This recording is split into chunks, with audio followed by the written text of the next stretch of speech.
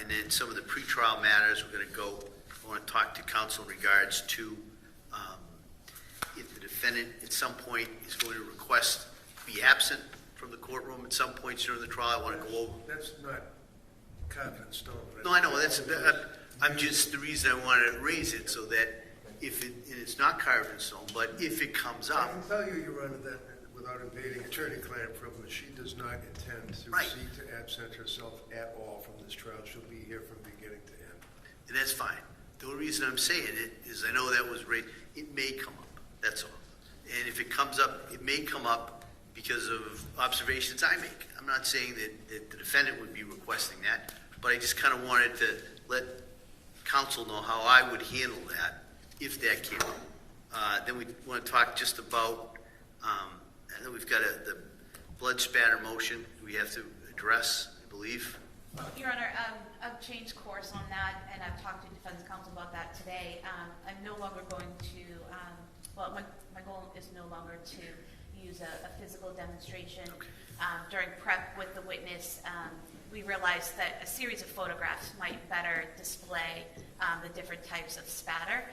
So the witness is sending me photos that she uses during trainings when she trains other people, and I'll send those to defense counsel, and we should be able to agree on some photos, I think. All right. That should be fine. And so with that, we don't need to address that motion today?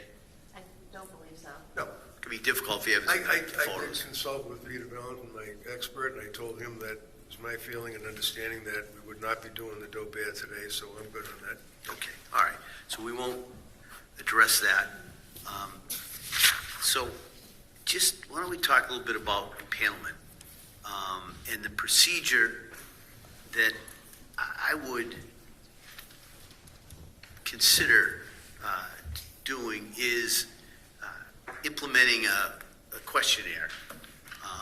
And I drew up a draft of one. I'll give it, we can kind of do a final talk through on Monday when we do that, but this is just so you can take a look at it. It's just 8 or 9 questions. So my thought would be have the jury come up here as a whole, give them an introduction to the case, give the Commonwealth, do we have a statement of the case? Yes.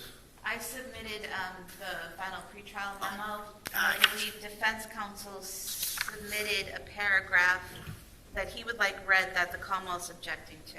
All right, well, why don't we'll circle back on that, and then go through the general questions with the jury, then send them back downstairs to fill out this questionnaire.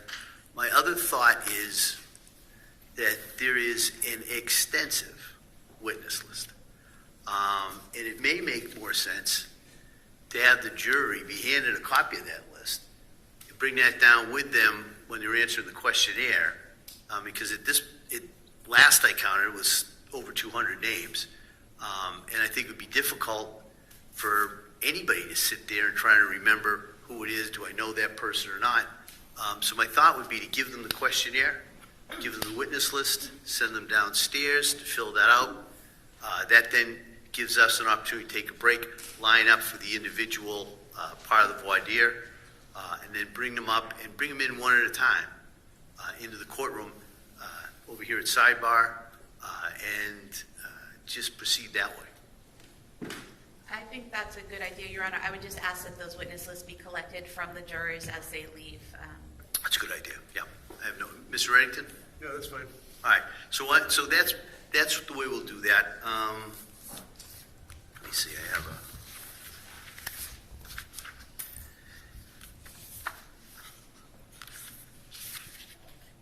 here's a draft of those questions and we can go over these on Monday, but this is be the proposed. Don, could you hand those to counsel? Your Honor, the witness list, would that be a combined list with both? Right, and they won't be listed as defense or Commonwealth's witnesses. Thank you. So this is just a rough draft of the questions, and then bring them up. My thought would be to impanel 18 on this case, because it's going to be a lengthy trial. And then, so everybody's going to get, well, I know there's a motion for additional challenges. So why don't I hear you on that at this point? Mr. Reddington? Are we going to talk about the questionnaire eventually, or? Yeah, I'll give you, I just, Okay. Thank you.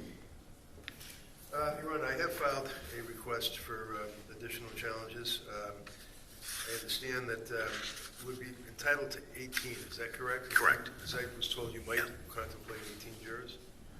yeah, we're going to see 18. So I'm asking, and I don't know if the government agrees, that we would have additional jurors. Obviously, that would be committed to your sound discretion, but it's the type of case, not only publicity-wise that we usually deal with, but just the sheer emotional impact that this case is going to have on jurors. And I have always felt that jurors really, take to heart their obligations under a jury trial. And I have literally had occasions where I've run into jurors from older cases, emotionally charged cases, in public places, and they would shake my hand and then cry. And that to be like 5 or 10 years later.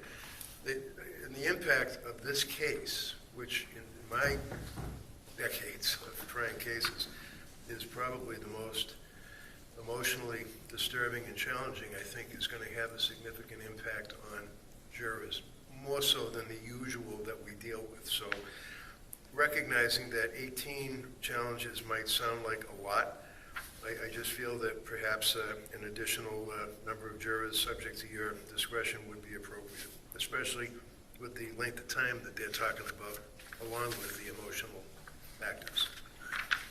Come on. I would join in the request for the additional peremptory challenges. And I just have a question in terms of if the court is going to impanel 18 about the seating of the 2 additional, because we want to make sure they have adequate viewing of the monitor and the witness box. But other than that, I have no objection. All right, I want to consider this motion. With both parties requesting it, puts in a little different path that you usually have on this. So, but I do understand the uniqueness of this case, the allegations. So I'm going to take that under advisement. We'll let the parties know in the next day or two. So that'll be under advisement. And in regards to the seating of the jury, my thought would be, which I've done before, is not to have those 2 side by side, but one in front of the other. And I think we haven't had that problem before in regards to being able to see either the witness, because it kind of lines up, and then the screen, which I imagine is going to be used here. Might have to turn it a little bit, but the cases I've done before with the 18, all the jurors were able to see. And then what we'll do is I'll just ask them as we're going through this, because everybody can see this. If you can't see it, let us know. If we have to adjust the screen or adjust the seating at that point, we'll do that. But I haven't had that problem, but I don't have them side by side like that. So, all right. Any other questions in regards to the impanelment, Commonwealth? No, Your Honor. Mr. Reddington? I don't think so. Judge. I mean, I think we've all done cases with each other, so I would expect they'll be kind of handled the way we've done it before. So, that would be the impanelment. As I said, with the schedule, as I indicated over here, I'm going to tell the jurors what the schedule is going to be, but let them know that it's a fluid situation in regards to how long the trial is going to be, how long the schedule's, on a day by day. So I'm not going to be very precise, I don't think. And we'll talk a little bit more maybe on Monday in regards to how I address that with the voir dire. Let me see. The other issue that I had, just in regards to, and I know Mr. Reddington indicated that you don't believe there's going to be a request for the defendant to be absent from from any there. And so what I would, just so the parties would know, if that comes up under Rule 45, what we'd do is we'd just do a colloquy, maybe do a signed waiver, and we could deal with it that way. So it wouldn't take up a lot of time. I think it's just better for everybody to know that's the procedure that I would follow, kind of after looking at the case law on that. In regards to the view, I know that I had allowed the Commonwealth's motion for review. There was a proposed order with the Commonwealth's motion. I don't think I got a proposed order from the homeowner, and I think he was invited to propose one, but I haven't seen anything. So, Commonwealth, what's your position in regards to, it was your order, but what are your thoughts in regards to that? Well, I was approaching it as most of these types of cases that I do. We usually let the homeowner know when we'll be there. They make sure they're out of the home and it's unlocked. We go in.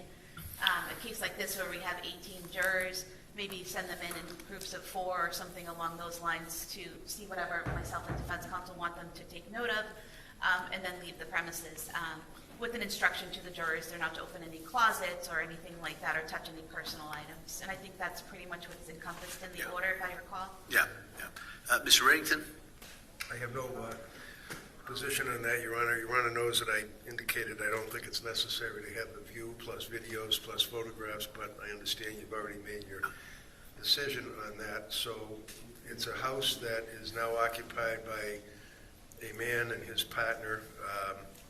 It does not look at all like it did before when Lindsay and her family was living there. So I defer to your discretion on any specifics on the view. All right. So my intention would be to, as I said, allow the motion for the view, issue that order in line with the proposed order that was given by the Commonwealth, and then as we go forward, we can give the homeowner a notice on that. We'll have police and security there to address any of those concerns.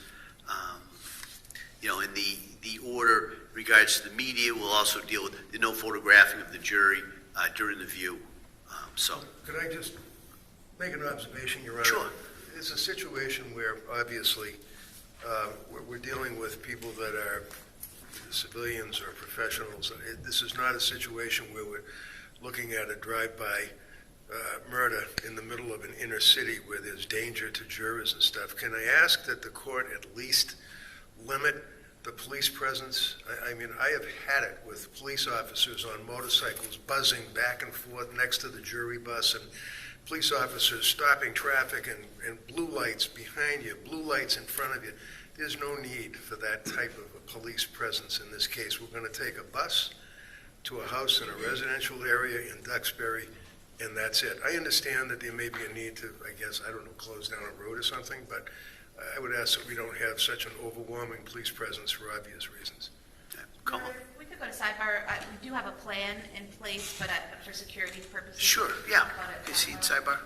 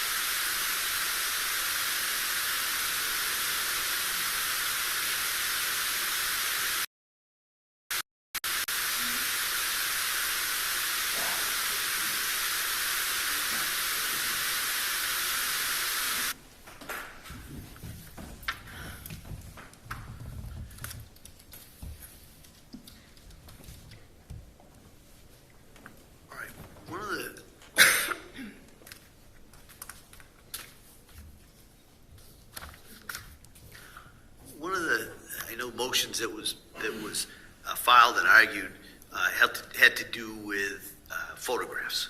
I know, and I allowed the Commonwealth to be able to introduce some photographs. Just so, again, there's no surprises.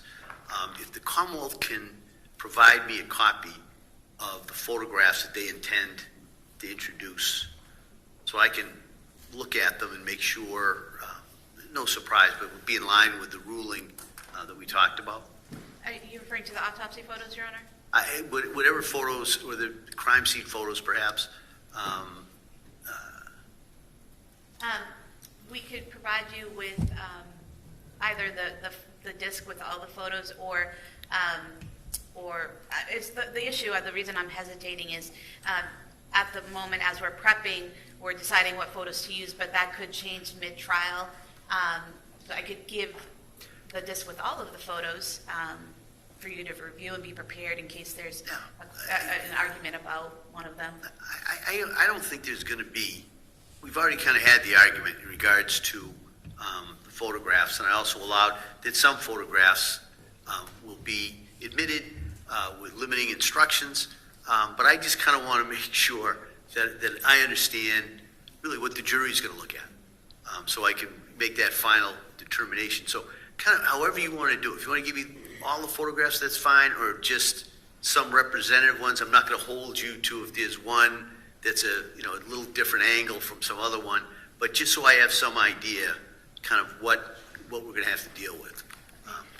And I can bring in copies of the autopsy photos as well. Okay, that's fine. All right, thank you.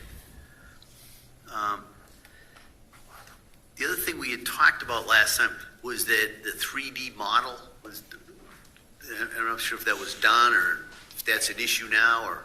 It's almost complete. I'm expecting Sean Marucci from our office has been working on that, and as soon as it's done, provide a copy to defense counsel in the court to look at. But it's going to be a digital monitor that's on the screen. So it's a digital representation of the house? Yes, a digital model of the home. It'll have an exterior view, and then it'll have each floor of the home. And it's just a digital model, nothing physical. All right. So if you could just make sure Mr. Reddington sees that, and then we can deal with that as we come close to it. I'm sure they will, and I have no problem with the AutoCAD stuff. I may have one myself. So okay, all right. So we won't worry about that. The blood spatter motion, we're going to take that up later. What other issues do we have? I know that there's one in regards to some additional witnesses, but besides that, any other issues we need to take up? The Commonwealth sent defense counsel several proposed stipulations. It would be helpful to resolve those. I haven't had a chance to look at them yet, but I'm sure that I'm more than likely going to agree with all their stipulations, because if it's to avoid having people, in a ministerial sense, like somebody looked through a scanning microscope and then they handed a slide to somebody else that put it in an envelope that somebody else looked at. I have no problem with that. I'm not, as you well know, we've indicated that the mechanics, if you will, of the homicides and the actual event itself, we're not contesting. This is why you've already heard me complain about the autopsy photographs and all the gruesome stuff we're going to have to live through. But as it relates to their stipulations, I'm more than willing to stipulate to avoid having all these witnesses. And just so the court's aware, they are witnesses, as defense has described, mostly laboratory witnesses. It would save calling 31 people. Yeah. So. All right, and that's kind of what I figured was coming. So that's I'll anticipate that there's going to be a fair amount of stipulations that'll be done. I'm not going to hold anybody to it at this point till we get the specific language in it. My only concern is that in light of Commonwealth versus Gordon, I think there needs to be a colloquy with the defendant about the stipulation. And I haven't done one myself, so I don't have a model for the court. I'm not sure if other judges have done it at this point, but that's something. I think it would be something along the lines of other similar waivers of a constitutional right, but When someone stipulates to an element. right. Yeah. So I'll either borrow one or draw one up. So I think that's a good idea. All right.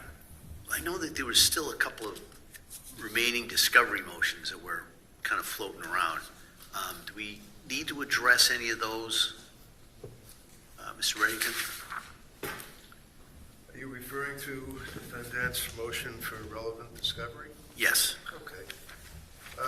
For the record, I would note, Your Honor, paragraph 1, I'm looking for automatic mandatory discovery. I believe the government has been very effective in providing me with discovery. I mean, when there's a witness that's interviewed, they send me a copy of the interview. If there are notes, they send me copies of the notes, so I don't have any problem with that. I don't believe that there are any unusual issues that have been flagged on this motion, and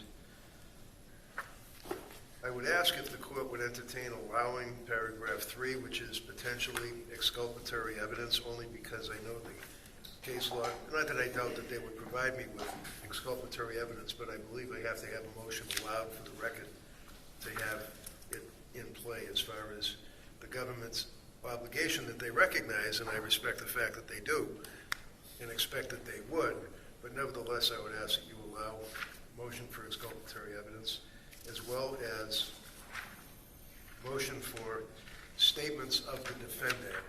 And again, I don't anticipate that there are extensive statements of Ms. Clancy to law enforcement. I don't believe there are literally any.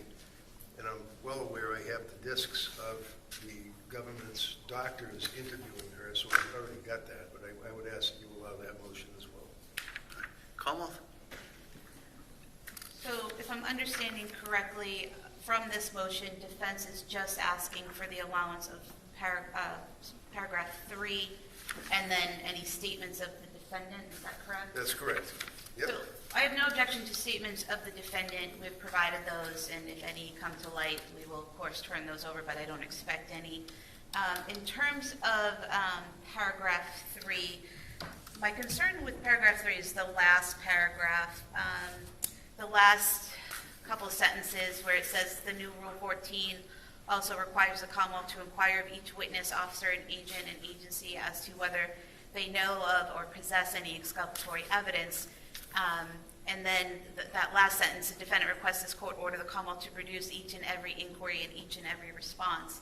I would narrow that, if I could interrupt you, I apologize. I would narrow that to, in the event that there are statements that disclose exculpatory evidence, the government would then advise the defense. They don't have to notify me of every single person they've talked to. Well, so I made a note of that. I was wondering the definition.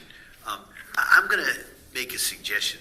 Maybe if the three of you can kind of come to an agreement as to that language. Yes. And then I'd allow that as to make the endorsement that reflects the actual agreement instead of just kind of a blanket one that the parties may later disagree with what was meant. So I'll allow that pending the proposed language. All right. So that would just be paragraph 3. Paragraph 3, and also regarding the statements of the defendant. Which I don't think is its own paragraph in here, is that correct? I'm sorry? What? Statements of the defendant, is that a specific paragraph in your motion? Or It would be, general? yeah, just statements of the defendant in general, yes. In general, Yep. okay. Okay. All right. And no further action on the rest? Right. As of now? All right. Your Honor, there is a discovery motion filed as well where it's a request for a 17B2. Yeah. Looking for state police troopers, local police detail to sit at defendant's hospital room. Government has provided me with, today, a large number of duty assignments and records and documents. I believe they're going to provide me with the state police, but I would say that that motion can be tabled. They Right. comply with that. So I'll take no action on that. I think that's pleading number 113, rule for motion discovery under 17B2. Correct. All right, so there'll be no action taken on that. Okay. All right. And then I think the only other kind of issue that we need to take up is the defendant's motion that was filed. No, there are a couple more. Oh, there are.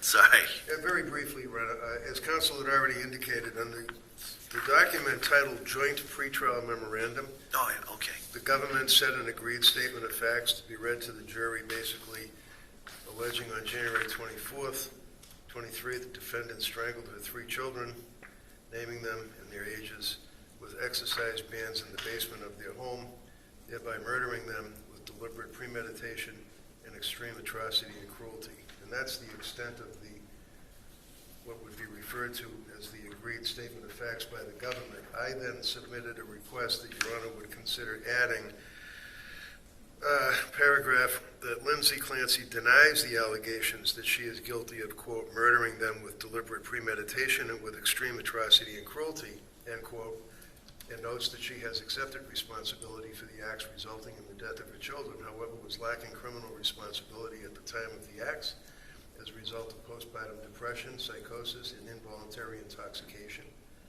As a result of ingestion of numerous prescribed medications, Lindsay Clancy is thereby alleging she is not guilty due to a lack of criminal responsibility and will present what is referred to as the insanity defense, which I know was one of the questions that you had put in the questionnaire.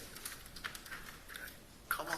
So, Your Honor, Mr. Wright, do I have a copy? Is that submitted? I mean, we send them all to the I clerk. provided a copy of the joint pretrial I have memo to the the, clerk. I have the joint pretrial, but I'm just, The statement of facts is at the beginning, the proposed statement of facts for the Commonwealth. No, I was looking for Mr. Reddington's version. because I know I sent it to them. I know we sent it to the clerk. All right. Yeah, go ahead, Ms. Brigg, I'm sorry. So the Commonwealth would object to the paragraph as a whole. We would not object to the statement, Lindsay Clancy denies the allegations, and that she is alleging she's not guilty due to a lack of criminal responsibility. But the rest would have to come in either through her testifying or other witnesses testifying, saying that she denies the allegations that she's guilty of murdering them with deliberate premeditation and extreme atrocity and cruelty kind of flies in the face of the statements earlier that what happened is not in dispute. So that is the reason for having the evidence about what happened to Cora, Dawson, and Callan, and including the autopsy photos, because that all goes to extreme atrocity and cruelty and deliberate premeditation. And then the rest, where it notes that she has accepted responsibility, again, that would be putting evidence before the jury or statements before the jury that may or may not ever be in evidence. So I think the standard, she denies the allegations, and then including what the defense is, which I usually object to, but I'm not in this case because it's public knowledge. So those two statements I think would be sufficient, and I don't think the rest would be appropriate. What I've done in past cases like this, I think the one we did a couple of years ago, was basically in the statement of the case afterward, the Commonwealth's allegations, to say something about the question before you will be whether or not Ms. Clancy was criminally responsible if she lacked criminal responsibility. The prosecution has the burden of proof. The prosecution must prove beyond a reasonable doubt that she was criminally responsible at the time that she killed her 3 children. Any objection to that? I do object to giving an instruction such as that, in that the case law states that we're not required to prove that she had criminal responsibility until the defense raises it. So at that point, at the beginning of the case, it hasn't been raised. I'm not objecting to it that that's her defense, that she lacked criminal responsibility, but I object to an instruction at the beginning when that evidence hasn't come in.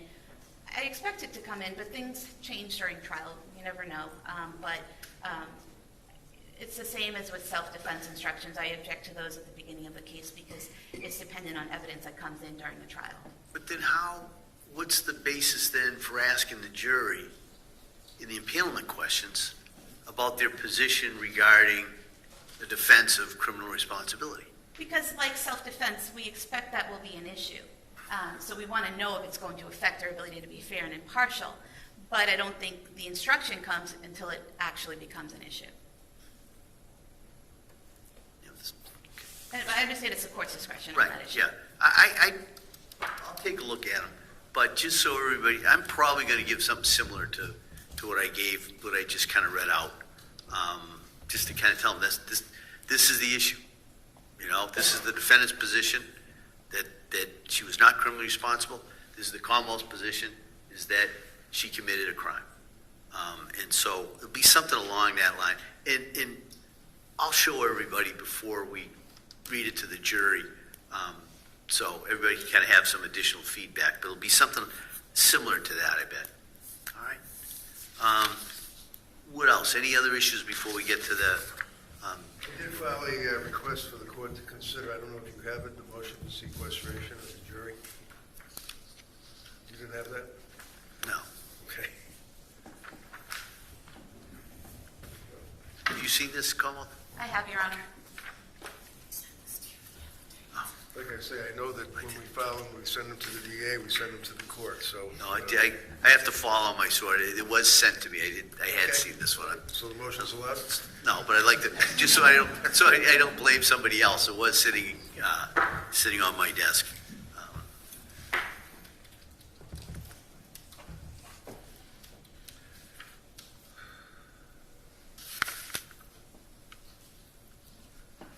All right, well, Mr. Ray, I'll hear you on this. Thank you.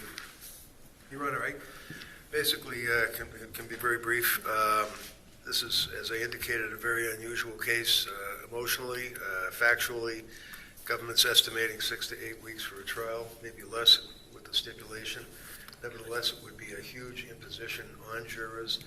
There has been extensive pretrial publicity, as you know, from the motion for a change of venue, which Your Honor heard and denied, which would be renewed at the time of the impanelment, depending on the way the jurors react to the questions in the sidebar individual voir dire. So my concern is that with all of those issues, and I understand that it's unusual nowadays, we don't really do sequestration of jurors. I think this is a very unusual case that may warrant that. And even if it's a possibility during the course of the trial, I think that the court should at least flag that issue for the potential jurors, for them to factor that into their own determination of their availability. So that's why I filed the motion. Como? Your Honor, Commonwealth objects to the motion. I think that the court will instruct, well, I know that the court will instruct the jurors not to go on social media, not to read about the case, not to pay attention to any of that. In addition, the court typically asks the questions every morning. If they've been able to follow those instructions, they're presumed to follow those instructions. So I don't think sequestration is necessary, and I don't think it would be necessary to ask them about something that may never happen in the case at impanelment. All right. I'm going to deny this. I will, I'm going to ask the jury if they've heard of anything before, if it's affected their ability to be fair and impartial. I'm going to ask them every day whether or not they've seen anything, and also go instruct them not to view any articles or social media in regards to this during the course of that. And I'll follow up every day to make sure they follow those instructions. So I'm going to deny this motion. Do I have to note an objection every time you deny a motion? No, I think my denying it is Great. save Thank you. that. And I think there's one more motion, Your Honor. All right. Okay, yeah. All right, what's the last motion? Last motion, Your Honor, before we get into the jury questionnaire, I think would be caption defendant's motion for jury instruction. You have that? I don't have that. Yeah, can you print that out? And I can give you this if you don't have it, it's all right.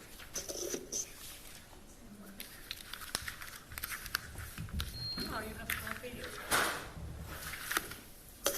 Oh, I know, I see that. Your Honor, when you give the instructions to the jury on the law after we've picked the jury, and I believe you do it before openings, in light of the fact that it's obvious that lack of criminal responsibility is the defense, is the central bedrock of the defense in the case, I would ask that the court would, in addition to instructing the jury, as you do in a generic sense, about proof beyond a reasonable doubt, that the court would also instruct the jury that as it relates to the burden of proof, in the unusual situation where you're dealing with lack of criminal responsibility, that it is not the defendant's burden to prove that she is lacking criminal responsibility, but in fact, upon presentation of evidence, it's the government's burden to prove beyond a reasonable doubt that she was not acting as a result of a mental disease or defect.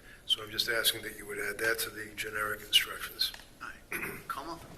Your Honor, similarly to the argument that the Commonwealth was objecting to the criminal responsibility being mentioned in the statement of facts, we would also object to the preliminary instruction, full instruction about criminal responsibility, because as my sister said, it is the defendant still has to raise it, and they have to raise it not just by saying it in an opening statement, they have to raise it by expert testimony, lay witness testimony, or the actual facts of the case. And so that isn't done until the case is underway, and preliminary instruction it comes well before that. So that is relying on Commonwealth versus Santiago, 485 Mass 416, a 2020 case that reiterates the instruction isn't necessarily need to be given in a preliminary, or in that case, it was actually for jury instruction at the conclusion of the case if the evidence wasn't raised. But I would suggest that the idea is even stronger, that if we haven't even presented the jury with anything, then they shouldn't be preliminarily instructed on it. If Your Honor was inclined to give it, because it is a discretionary thing, I would ask that you stick to the language of the model and not how counsel phrased it, because as you're familiar, the actual instruction when it comes to what the Commonwealth must prove with a criminal responsibility issue is not just whether we can say that they don't have a mental disease or defect, because the evidence may show that, but that is not the requirement for the jury. If there is a mental disease or defect, then the Commonwealth has to prove the other two prongs of the criminal responsibility statute. So the way it's phrased in the motion, I'd ask you not adopt that language and that you stick to the model if you are inclined to offer it, but we would object to the giving of it. What if I instructed the jury in a sense, almost like hypothetically, that it's anticipated that the defense of criminal responsibility is going to be raised? If that's raised, this is what the law is. Well, I would suggest that we don't want to be caught in a burden shifting situation on a preliminary instruction, so maybe that language is a little bit too close. I think it's either Your Honor gives it as it is in the model in the preliminary as a preliminary instruction, or it's not to be given and just to be addressed at the conclusion of the case. Right. I generally give it. I understand the Commonwealth's position, but I generally think it's a good, well, I'll just leave it at that. I generally will give that, so I'll take a look at, but I generally give the model language that's suggested. All right. I think that concludes the motions. All right. And then there's one last motion that was filed yesterday. Did Commonwealth have an opportunity to review that? Your Honor, I briefly looked it over. I would suggest that we shouldn't even broach this motion in that it violates Rule 14 discovery, and that these individuals have been identified by initials only with no other information, no statements of the witnesses, no indication of what these witnesses have to offer or the background, and it's 1 week prior to trial, so I'd ask that it just be denied on its face. Well, I understand that, but it's been raised. So I'm going to hear from the Commonwealth, and I'll hear from the defendant first, and then from the Commonwealth. I'm sorry, and then I may have to take it under advisement myself, and it may be the argument that there's just not enough here for me to make a decision is there. But I think I want to give the defendant the opportunity to argue this. So, Mr. Reddington, this is the motion to eliminate to permit testimony from witnesses who have themselves been, according to the motion, victimized by the medical system regarding the issues of postpartum depression and postpartum psychosis. Yes, Your Honor, thank you. Your Honor, as I say in the affidavit, and as you can well imagine, I have been contacted by many people who have, in a very moving, emotional fashion, advised me of these horrific issues that they've been dealing with postpartum depression, postpartum psychosis, hearing the auditory commands, having intrusive thoughts to hurt or kill their partner or their children, infanticide, as a result of postpartum psychosis, medication issues, contributing to the postpartum depression, postpartum psychosis, And it's so easy for us as a society to say in a troubling case like this, oh my God, she's guilty, throw away the key, put her in jail, and just be done with it because it makes everybody feel better. It's a feel-good reaction that, okay, somebody has been punished because of doing a very bad thing. But as we know, when you're dealing with the issues of lack of criminal responsibility, I don't like the term insanity, but nevertheless, when you're dealing with somebody who is suffering from a medical a defect or a disease, and they have actually experienced something that is so outside the ken, if you will, of jurors, of normal people, for us to believe that somebody's hearing voices, the initial reaction from any one of us, I think, in this courtroom would be, come on, you're not hearing voices. What are you talking about? You're making this up. You're trying to avoid responsibility.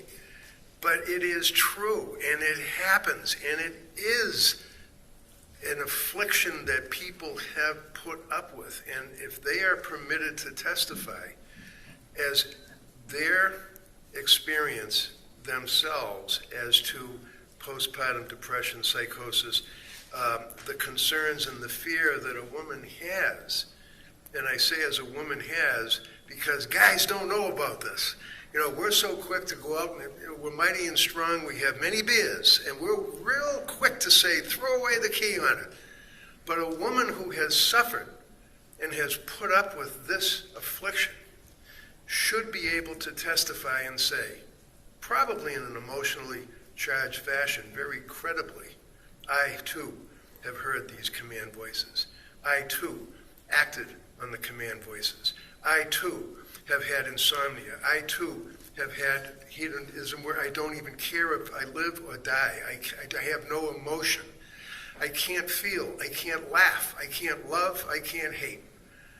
And I think that that is important. Now, before I disclose the identity of these people, it seems to me that what I have to do is present the general legal issue to you as a preliminary gatekeeper almost, where you would say, hypothetically, I think upon sufficiency of proof, it is admissible. And I am inclined, you the judge, to allow that evidence before a jury, at which point I would then, of course, disclose the identity of the people with their knowledge and consent, their medical backgrounds, and the government could then send their cops out to interrogate them or intimidate them or talk to them or do whatever they want to do. But if they get on that witness stand, they have credible evidence to give. So it's a two-part. I can't really give their names and addresses without knowing. You may say, as a matter of law, it's not admissible. Somebody's individual experience with a narcotic, with a drug, with a disease or a defect is not admissible in a sense of the specifics of a trial. And if that's the case, then it shuts down the issue, and that's the end of it. But I had to raise the issue preliminarily. Thank you, Your Honor. I'll incorporate what I said before about the Rule 14 and the lack of notice in the 1 week prior to trial, but also defense counsel cites no rule of evidence that would allow for the admission of layperson testimony about these issues. He cites to the battered woman statute, but in that statute itself it refers to expert testimony, not laypersons saying, I had this experience, so the defendant must have as well. And then I think what we come to is it becomes more prejudicial than probative in that, say you allow 16 people to come in and testify to that, then the Commonwealth gets to rebut that with their own witnesses. Women who suffered from postpartum depression and psychosis, who did not kill their children, who locked themselves in a room to keep themselves from harming their children, who got in a car and drove away so they didn't harm their children. And so then it becomes a trial within a trial. And it's more prejudicial than probative. There's no rule allowing the admission. And it would delay the trial, in all honesty, because then we would be filing a motion for discovery on these witnesses, their medical records, having them interviewed by police, which would take time. So I would object to this motion. I'd like to know who these people are that were locking themselves in rooms and getting in their cars to avoid killing or hurting their children. Just go on Facebook, they're all over. But isn't that the whole problem? I think what the Commonwealth is saying, that this isn't just a trial within a trial. It would be 16 trials within this trial. I understand the argument, especially the kind of comparison to the battered women syndrome. But as those cases develop, I'm sure Mr. Reddington may remember, as those cases that became more and more admissible, it really hinged a lot upon the testimony of experts. And in this case, I anticipate there's going to be experts that are going to talk about the reality of this postpartum depression and postpartum psychosis. So that's coming out. And these are testimony that will come from the experts, I think, on both sides. It doesn't seem like there's a question of whether or not postpartum depression or psychosis is real. I mean, all the experts seem to agree that it's real. So because of the ability to get the probative part of what those women would bring to the court, the experts can give that. And so I'm going to deny the motion at this time. All right. Anything else we need to address, Commonwealth? I just think on the questionnaire, I was looking over the questions. I don't have any objections. I only request an addition. On number 2, it asks about a family member or close friend being diagnosed with postpartum depression, or generalized anxiety disorder. It also asks to include bipolar disorder, as most of the experts in this case have diagnosed the defendant with bipolar disorder. So I think it'd be important to have that information. All right. Anything else in regards? And also, Your Honor, there's no question on here regarding medications, whether people have any experience with psychiatric medications and whether that would affect their ability to be fair and impartial. Either experience or views about. Is that the case? All right. Ms. Reddington? First of all, if I could just harken back to the orders that you've given on the motions in limine, and I don't mean to seem paranoid, but you, I'm sure, understand. The appellate courts in Massachusetts have repeatedly stated that on a motion in limine, if the defense counsel does not object, you're waiving it. So I just want to make sure, number 1, for the appeals court, if necessary, or the SJC, I object. And is it my understanding that any further objections, I don't have to keep objecting because I respect your ruling that I don't have to? Come on. I have no problems with that. I think especially it's clear that the issues were raised on the motions to eliminate. I've ruled on them, and I think there doesn't need to be a recurring objection on those. I would agree, for the record, Your Honor, that if whichever party was affected by the denial, the objection is there. Okay, all right. All right, addressing the questionnaire, Your Honor, if I may, it's an interesting issue that we're dealing with. The questions that have been requested, have you, a family member or close friend, ever been diagnosed with postpartum depression, or generalized anxiety disorder? The next question is, skipping over the NGA, number 4, have you, a family member or close friend, ever been diagnosed and or treated for mental illness or condition? And then going down to number 6, have you, a family member or close friend, had an experience with a psychiatrist, psychologist, or mental health facility that would make it difficult for you to be fair and impartial in this case? And finally, number 9, do you believe that a person's mental illness should not be considered when determining their guilt or innocence? So, going backwards, number 9, this is very similar to when we ask jurors or we tell jurors, do you understand that a defendant does not have to testify in this trial? Do you understand a defendant does not have the burden of presenting evidence on his or her own behalf? And many times at sidebar, jurors will say, well, I think they should tell their side of the story. And then the judges will say, well, if you are instructed by me that that is not to be considered, can you then abide by my instruction and be fair and impartial? And they always invariably say, well, yeah, I could, I guess, and then they will be accepted. I'm concerned about raising all of these so personal issues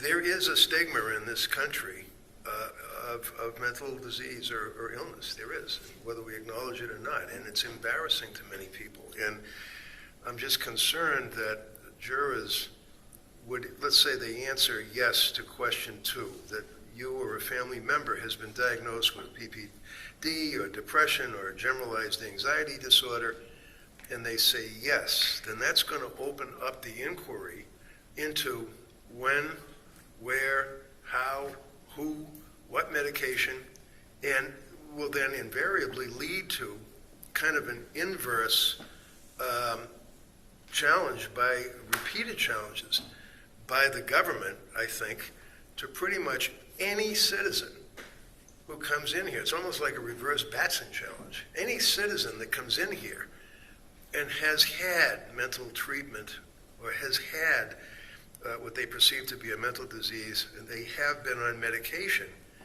they're going to say hypothetically, yes, I have, and I saw Dr. So-and-so, and I think that the shrinks are useless, and I think they're terrible, and I think they're horrible, and they ruin my life. They're gone. They're going to challenge that person. If a person says, yes, I had medical treatment by a psychiatrist and I was on medication, that begs the question, how did that work out for you? Was there any issue with the medication? Anyone that has any issue whatsoever with mental disease, defect, or medications is going to be tossed because of alleged cause. They're going to say it's for cause because they have a preconceived notion. And that's going to wipe out a significant number of citizens that are being brought here to this court to sit on a jury, recognizing the fact that the issue of mental disease, defect, treatment, lack of criminal responsibility is central to this case.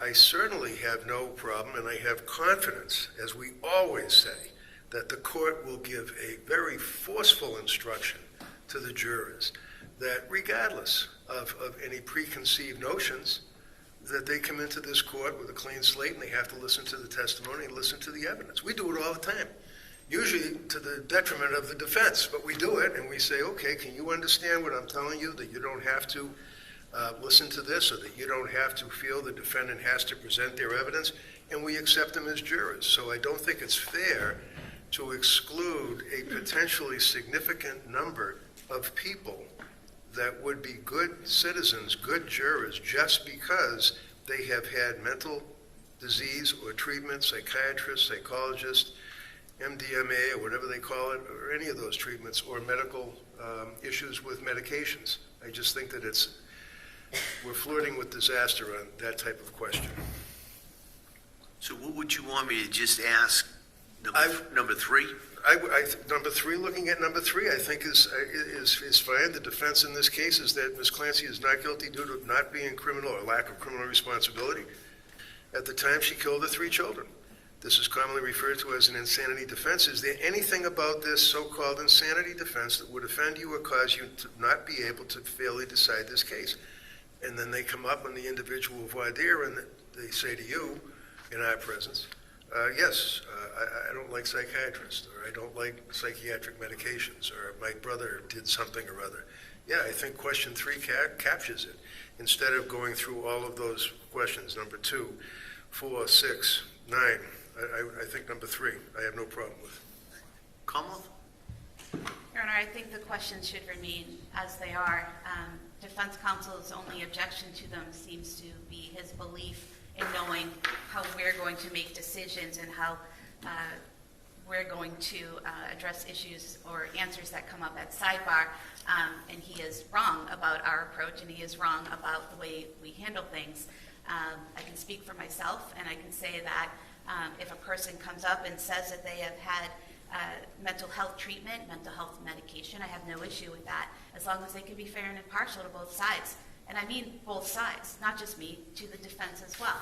Now, his example that he gave, that someone says, I had an awful experience with a doctor, it ruined my life, and I can't be fair and impartial, I should think that neither side would want to take that person, because we want a fair and impartial trial for both sides. So I think the questions are fair. I think the questions get to the heart of the issues that will be in this case, and I think a lot of them get to the issues that case law in this area addresses we should ask about. So I'd ask that you leave your questions as they are. All right, I'm going to take a look at it. I don't think I'm going to go just with 3, but I may combine. There are a couple of kind of just going over the same kind of area. So I think if I can condense those, that's probably what I'll do. And I'll give parties the chance to be heard again in regards to that. So it'll probably be 3, and then maybe one other one addressing that kind of issue. All right, anything else? Would you want to consider adding the question of, do you understand that a defendant does not have an obligation to present any evidence or testify in the I'm case? just so everybody knows, what I'm also going to do is after we have the questionnaire, I'm going to bring them up, bring each juror over to the side, and then I'm going to ask, some additional questions, including defendant not having to testify. Okay. And understanding not having to present any evidence. Yep, that's fine. Questions about police credibility, all those type of things that I would generally ask.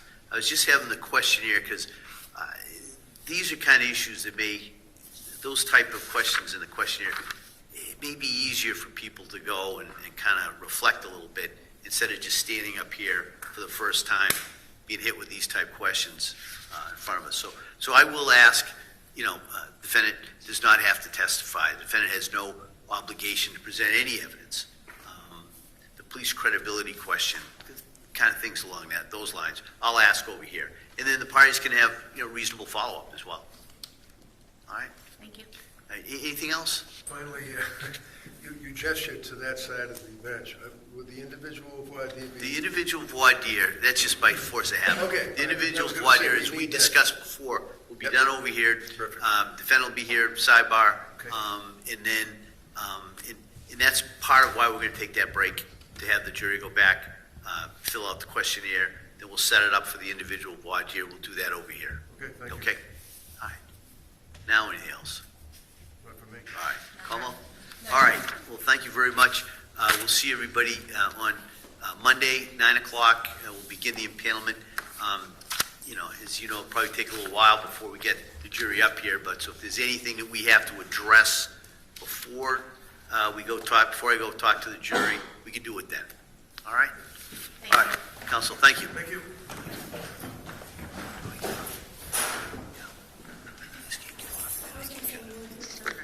Yeah, then we'll do the other one. Yep. Court rise, please. Court is in recess.